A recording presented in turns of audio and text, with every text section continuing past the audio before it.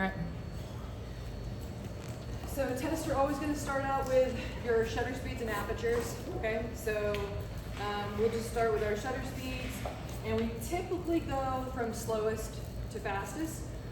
It may be asked in either direction. If it is in all caps, in bold text, and the color red, I'm begging you to put it in the right order, okay? Put it in the correct order. So if I say slowest to fastest, what number will we start with for shutter speeds? 1, 2, 1, 2, bold. 4. So 1 second, half a second, quarter of a second. If I ask for fastest to slowest, we'd start with 1,000th of a second and then go down. I'm going to go ahead and go from slowest to fastest. Know that these are fractions of a second, with the exclusion of the number 1, that's 1 second. Your cameras go slower than 1 second.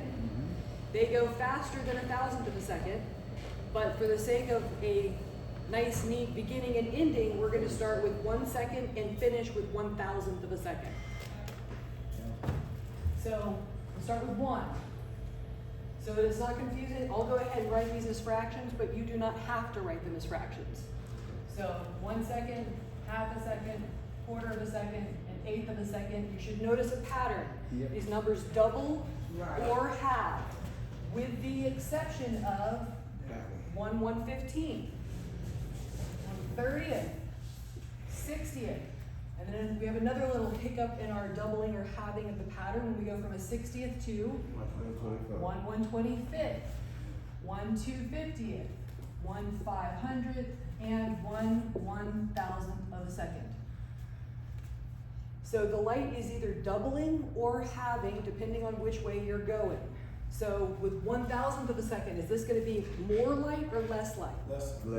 Less light, because it's really, really fast. I highly recommend that you guys write less light and more light at either end of this, so that when you do your equivalent exposures, you don't go in the wrong direction. So 1,000th of a second is going to give us less light, while 1 second is going to give us more light. You all have quarter stops or thirds of a stops in between on your cameras, but those aren't full stops. These are considered to be full stops of light.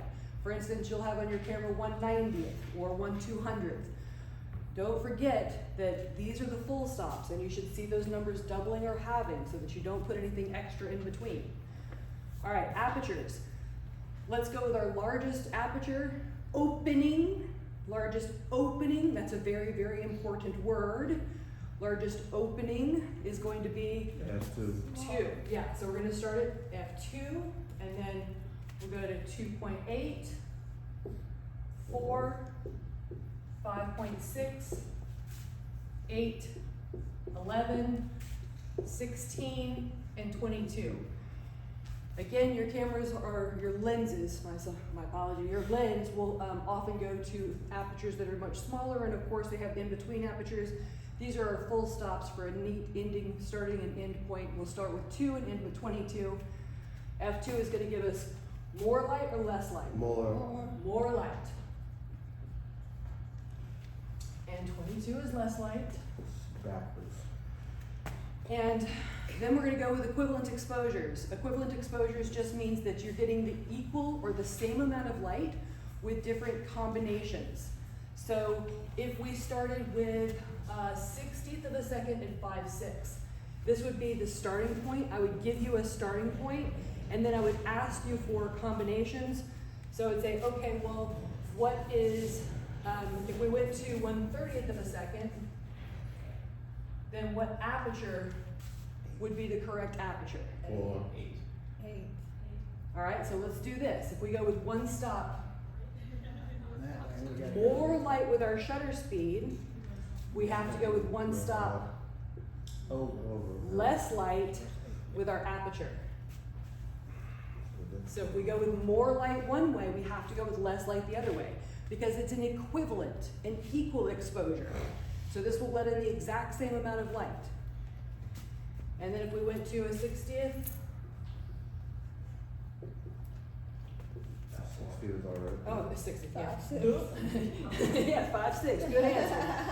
If we went went to 1/125th.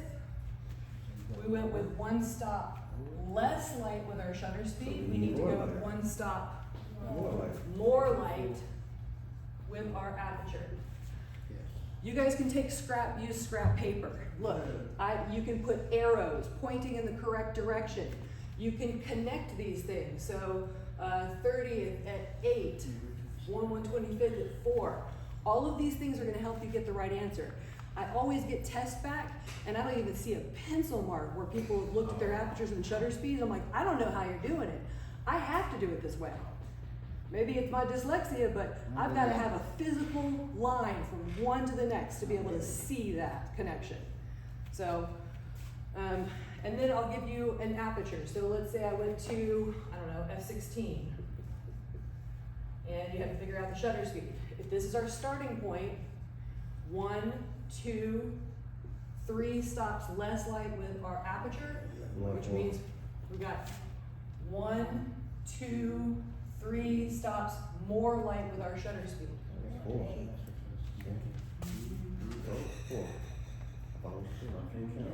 Right? I did that right?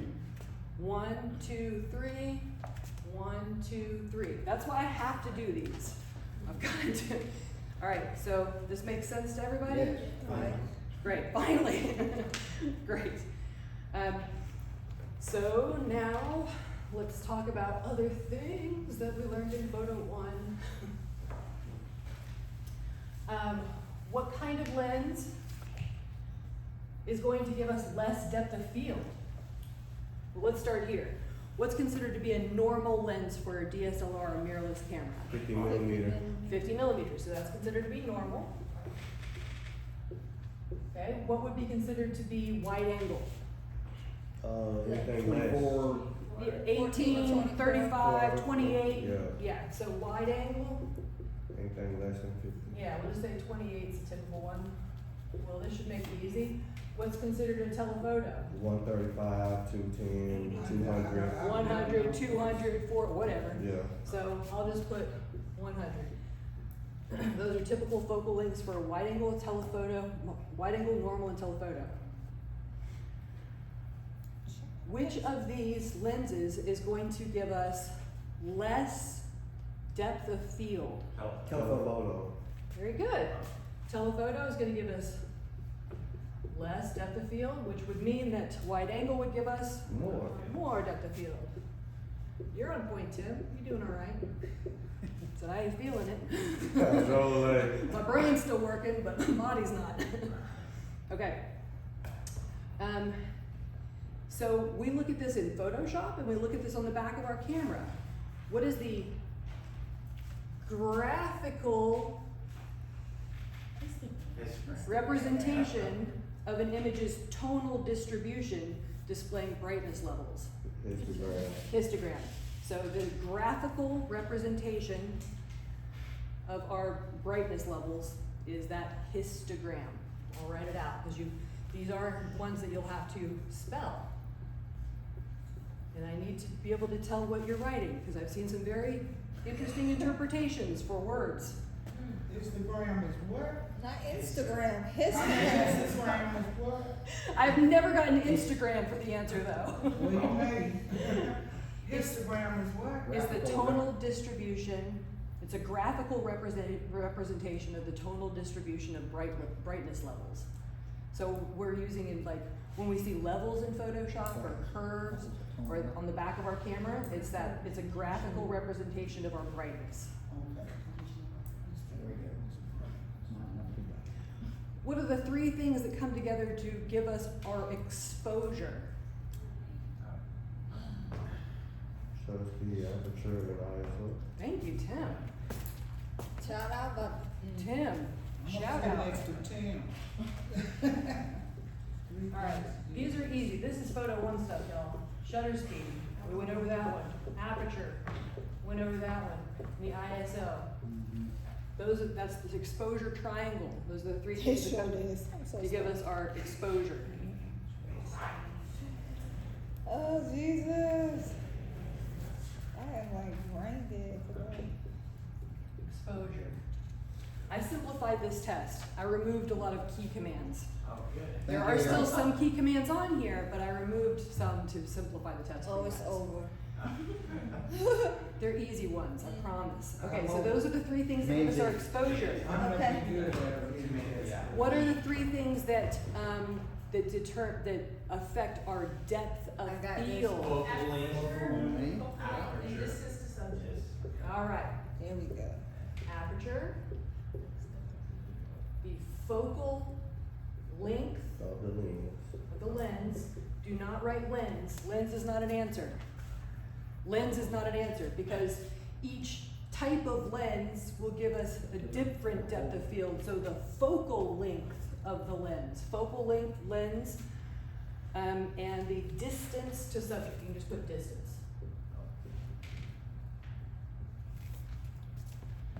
So that's for depth of field. This is for exposure. You guys, I am reading you the test right now, okay? Exactly. I'm All right. reading it to you. And I'm writing it out. You're recording it too. Yeah. And I'm recording it. What more could you ask for? Okay. Typically, the slowest shutter speed that we can use handheld to avoid camera shake. 60th. 1/60th of a second. What is typically considered to be a normal lens when shooting with a DSLR or mirrorless? 50 millimeter. Okay. Say that again. Normal. 50 50 millimeter. millimeters is normal. Right. What would be a typical focal length that could be considered wide angle? 14. Oh, 28. 18, 28, 35. Anything? But don't say anything above 50 or anything below 50. I don't take that as an answer. It needs to be a focal length that you're writing. All right, so this question, for some reason, always confuses people. I am not trying to confuse you. I am not trying to trick you. You know how we had equivalent exposures up here, right? So I had, I don't know, the 60th at 5.6, and I had two, whatever. Anyways, I had different equivalent exposures up here. The question is, if I want to increase my depth of field, then which one of these would be the right answer?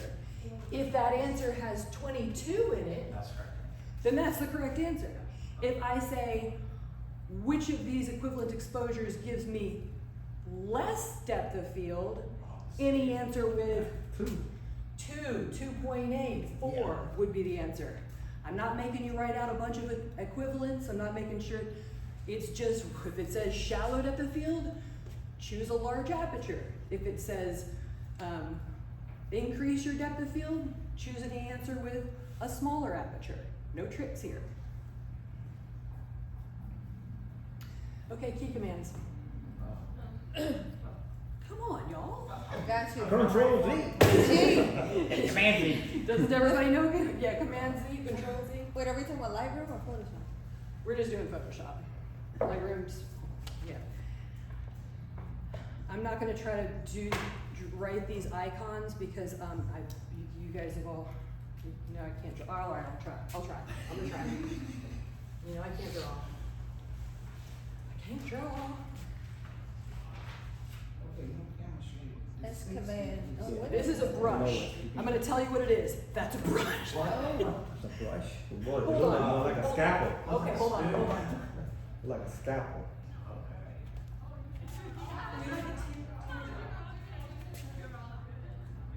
Whatever, you guys know what I'm doing. Just sit. It's a brush. Okay, I can go work with that. What is the key command for brush? B. Not command. B. Just B. B. Okay, this is an eraser. B. Look at Oh that. goodness, all right.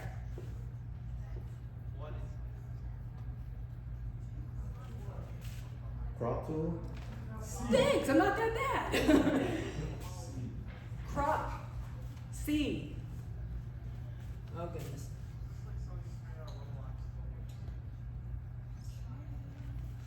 Knife. Tiny sword. Knife tool. Knife. Eyedropper. Is that eyedropper? It's like a knife. It looks like a knife tool. Well, Eyedropper. You believe you. I, not E for eyedropper. I. Oh, I didn't fill this in. Now it's gonna look more like an eyedropper. Still like a knife. This is one I've never drawn these on the board, but okay. Marquee tool. I'm not done yet. This isn't Pictionary, man. Oh, well. I want anyway.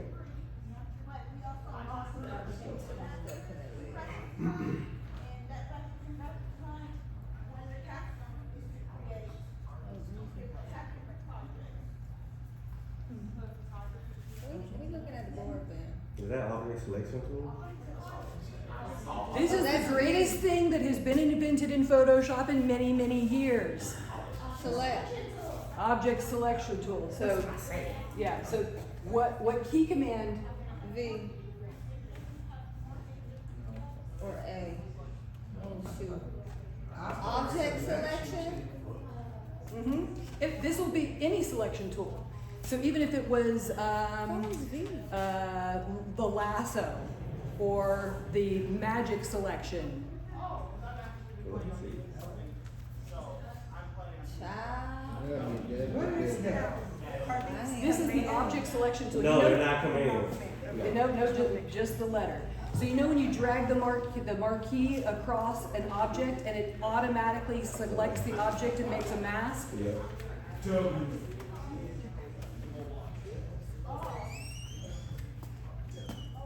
It's the W.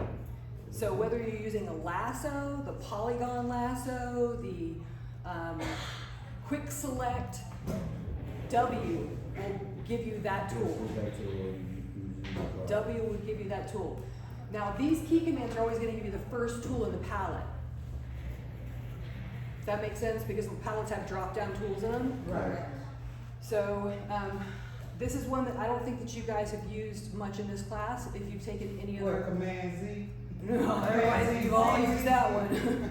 I know that one. All right, this is one I don't think that you guys have used a lot in here, but it's going to be self-explanatory. So you're going to use it a lot in other classes. Oh, touch phone. Type. Okay. Type tool. we got the What letter? T. It tells you, it's right in the picture. T for text. For 10. Text. All right, so You wanna have this stuff drawn out? it's going to be the exact image from the Photoshop, the logo. I went in, I made teeny little selections and copied them, put them on the test. dedication. Command shift forward, that's what she did. Bread. Bread. That's the heal tool. Heel, Spot J. healing That's a tool. Band-Aid. It's a Band-Aid, that's right. That's Spot thank you. healing tool. So it's the remove tool or the spot healing or healing brush. So J. what's the command for it? J. J. Good job. Good job. Okay, this is why Bread. when we're working with mask, we use this constantly, and I swear, if you're going all the way over to your tool palette to click this, then you're wasting years of your life. So this isn't at the top of our tool palette, this is at the bottom of the tool palette, and that is a black square, and this is a white square, Yes. and then there's a little this thing. Switch between colors. Switch between black and white, and that's the letter X. We do this all the time when we're trying to work on a mask. We're like, paint with a mask, switch colors, erase with a mask, paint, That's the only reveal, key I conceal, use. reveal, conceal. That's the only one I use. X. I use it all the time. I don't even put it in the other key commands. So that's switching, that's our switching our colors, so the letter X. So you only have to learn this many. That's B for brush, E for erase, C for crop, I for eyedropper. That's not self-explanatory, but W for selection, T for text, J for heal, X for switch colors. So we just write the letter. Yep. And again, I'm reading the test, I'm drawing the test, I'm videoing the test for you. Can you see through the back of it? Okay, now we get a little more complicated with our key commands. Oh, I thought that was all the key command. There's So many key commands, and I took a whole bunch of them off this test. So these are other common key commands, and these are the ones, like, I typically expect people to know these coming into the class, because the first three are the ones you use in Word. So, select all. Command A. Command A. So you guys can write command like this, CMD, if you want to write that crazy little symbol. What is that symbol called, my graphic designers?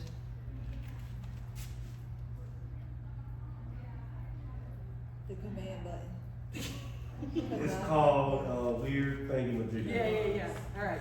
So you can command A, select all. So what do you think's coming next? Copy and paste. Yeah. Command C. Command C, command. All, copy, and paste. So, command C, command V. You guys use this in Word, so it follows through into Photoshop. Select all, command A, copy, command C, paste, command V. If you're a PC user and you don't jive with command, then it's control. If you're gonna put control on there, then I have a spot for you to put, I'm a PC user. And I'm answering in PC terms. I've thought of everything. Because people are like, no, that's not what I do at home, though. Copy all, copy. Select all, command Select A, all. copy, command C, paste, command V. Where am I at? All right. And this is the one that everybody is talking about. Undo. Command Z. Gonna get with that one right. I'll get one right. Command Z. Okay, this brush size. Brackets. Changing our brush size. Brackets. Yeah. As soon as I learned that one, I was like, game change. Big, small. And this is one that I've been using with you guys since we started working on composites. Transform. Oh, yeah. T. Command T. not T. Command T. Command T. Transform. Free transform. Cool. Look at how beautiful that is. I want to take a picture of it. Nice. Yes. I got a video. All right. So now we will go to fill in the blanks. Just give me the answers. This is like Monday? Or Tuesday? Tuesday, yep. So when we open a file in Photoshop, and we want the flexibility to be able to scale it, rotate it, warp Make it, it a smart object. non-destructively, we would turn it into a Smart object. smart object. So smart object, and I'll just put non-destructive. So scale, rotate, warp, whatever. If it's a smart object, it's gonna be non-destructive. And this is one that day one of class we went over and I've been preaching. So if it's a file that we're still working on and it has layers, Yes. it will be a PSD. PSD. So, a layered file. Can I have a flat PSD, Marcellus? No. You can. I mean, you can. So that means you messed up. Yeah, you can. We can have a flat PSD, but we're not supposed to. Layered file, PSD. Last time it was the same. What's the next question? Make a copy of your background? I know that. Well, I'm just gonna go through the three that we've talked about in terms of file formats. Flat. So if it's a flattened file, then it's a TIFF. Can we have a TIFF with layers? Yes. Yeah, you can. Are we supposed to? No. No, we're not. This file format is good for electronic delivery. JPEG. All right, so I'm just gonna say compress, or I'll just go electronic delivery. Do we have to put the E in JPEG? I give you a word bank, you can choose. I hate when they do that. It's like JPG or JPEG. I hate JPEG 2000 because it's this Oh my weird God. file format that is supposed to be good for not compression, but Yeah. is not recognized by different types of software. Yep. So it just confuses people. Delete. So when we're printing, Gary, we typically set our resolution to, Doing it? when we're printing, we typically Oh, set our resolution to Yeah, 300? 300, yeah, 300. not 72. Resolution print, 72 for. electronic delivery. Okay. I showed you guys this when we were doing beauty retouching. It really messed with people's faces. This tool will allow us to push, pull, rotate, reflect, pucker, and bloat an area of an image. Liquefy. So, I love that tool. Distort. push, pull, That and short, puppy wool. distort, pucker, bloat. So that liquefy tool, and if you guys haven't used it, this may be in this project where you find that like, oh, I need to just like mash something to get it to fit. So liquefy, and that's in your filter palette, your filters.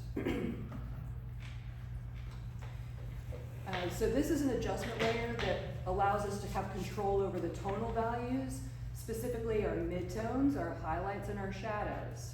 Later. So what kind of adjustment layer allows us to? Levels or curves? Levels or curves. All right.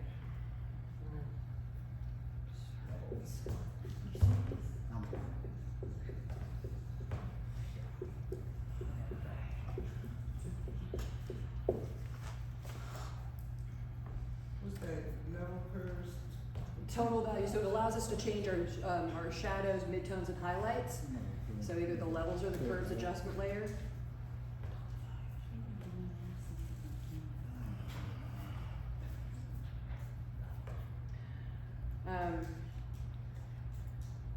All right, well, we already talked about this one, but, so this command allows us to scale, rotate, skew, distort, transform.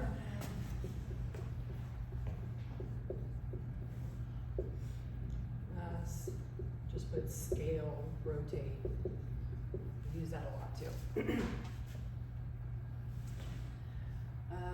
Oh, didn't talk about this file format. So this file format is untouched pixels directly out of our camera. Raw. Raw.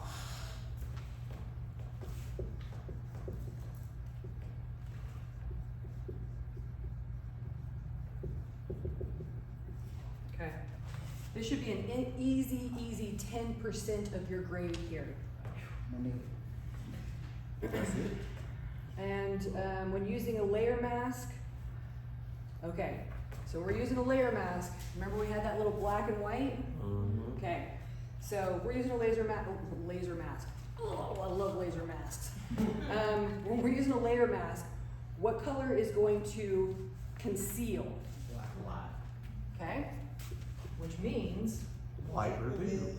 conceals and white reveals. I'm not going over the bonus. Oh, I'm so mean. That's why they call me the Dream Destroyer. Just Dream Crusher, that's my nickname. Yep, so here we go. There's everything. Got it? Shows up the